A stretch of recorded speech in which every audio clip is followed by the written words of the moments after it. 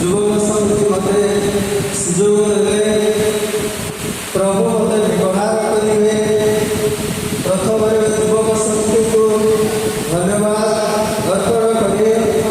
ତାପରେ ମୋର ସମସ୍ତଙ୍କୁ ପ୍ରଭୁ ଯୀଶୁଙ୍କ ନାମରେ ନମସ୍କାର କରୁଅଛି।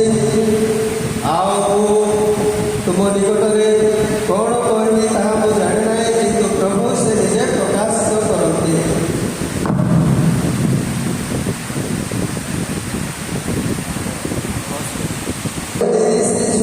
ପୁସ୍ତକ